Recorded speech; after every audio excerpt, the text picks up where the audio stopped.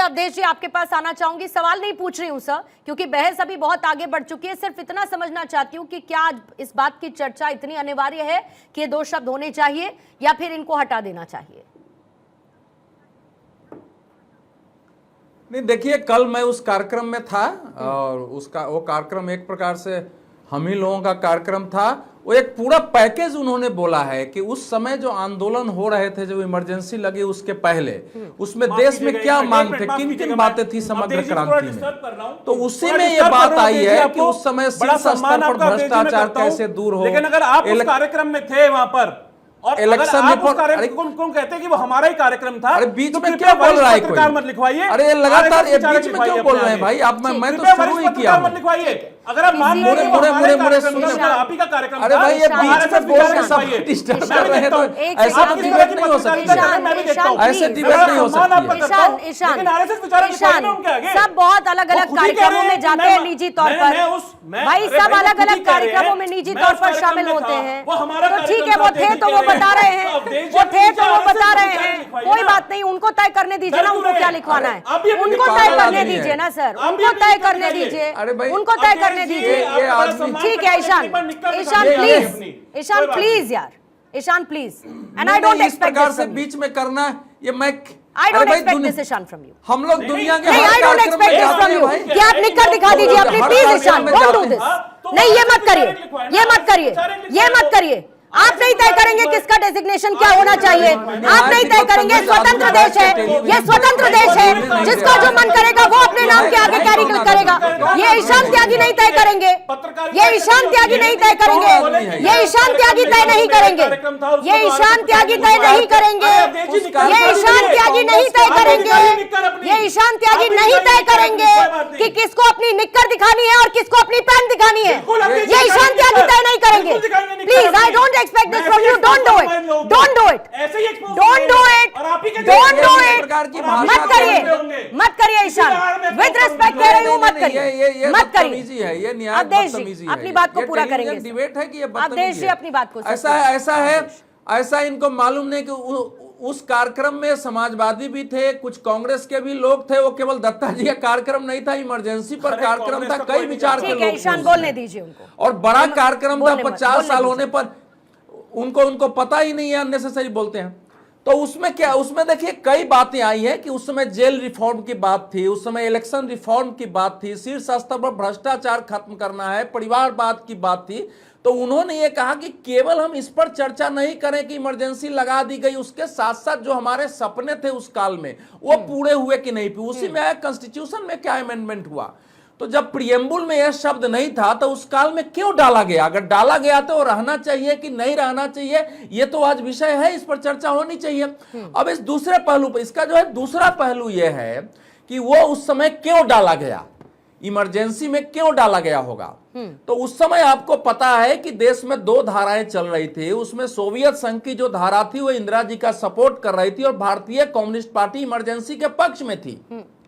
तो सोशलिज्म शब्द जो है, कम्युनिज्म को सोशलिज्म शब्द संविधान में डालते हैं और सेकुलरिज्म शब्द, तो वहां से लेकर के और उसको डाला गया है। उसकी पूरी बहस हुई है, अश्विनी उपाध्याय ने कॉन्स्टिट्यूशन असेंबली की बात की है।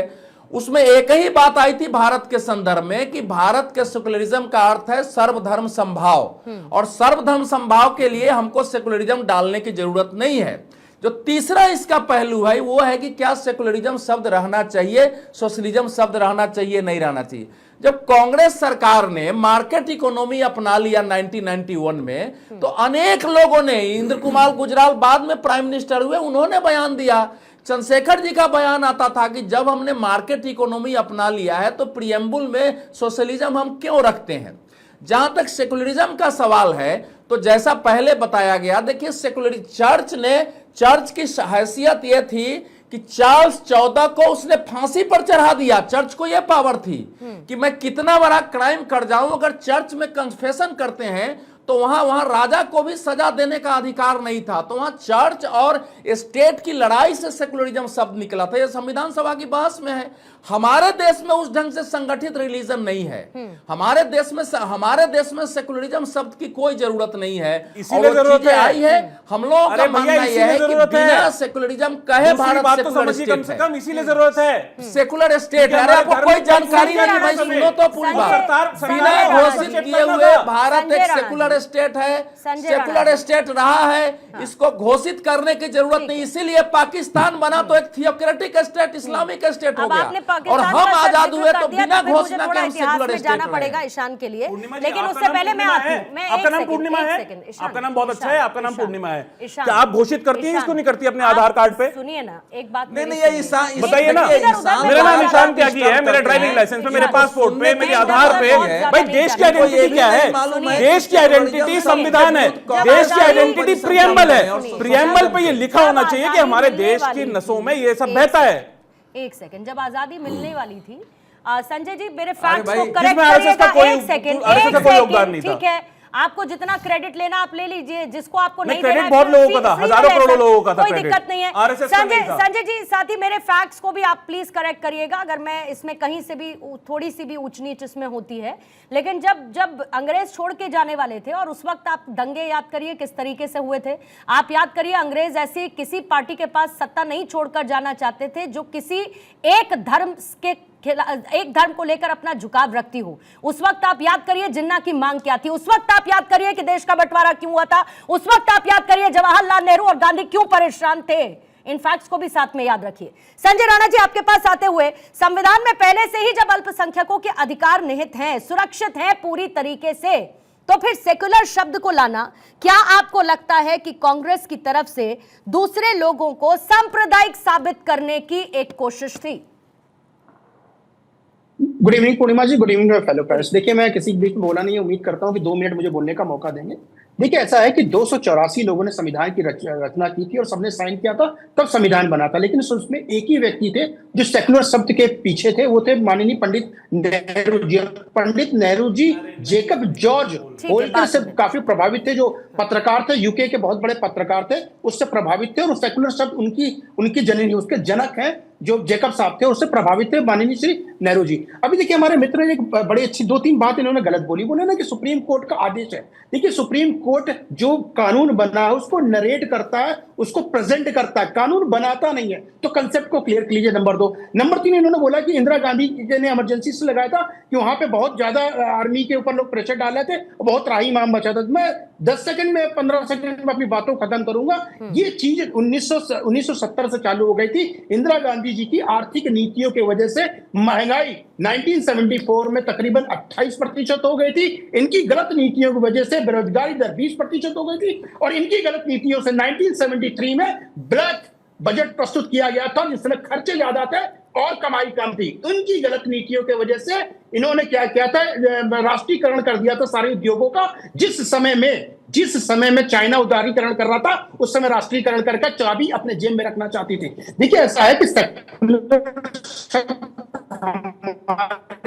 संविधान की जरूरत नहीं थी, संविधान में था। और 200 टन किए थे, मनन किए थे, तो जानते थे कि शब्द को कहां पे कैसे प्रस्तुत करता है। लेकिन कांग्रेस पार्टी ने क्या किया, आके चुपके से, जब संसद नहीं चल रही थी, संसद भंग हो चुकी थी, संसद था नहीं, उस समय शब्द को जोड़ दिए। ये बताइए उस शब्द को जोड़ना आपने डिस्कशन कराया था? नहीं कराया था। लेकिन तथ्यों को तोड़ मरोड़ के ये बार बार बाबा साहब भीमराव अम्बेडकर की दुहाई देते हैं। बाबा साहब भीमराव अम्बेडकर को हराने वाले कौन थे? नेहरू जी थे। जब उनकी मृत्यु हो गई थी तो उनका प्लेन से भेजा गया था मुंबई में,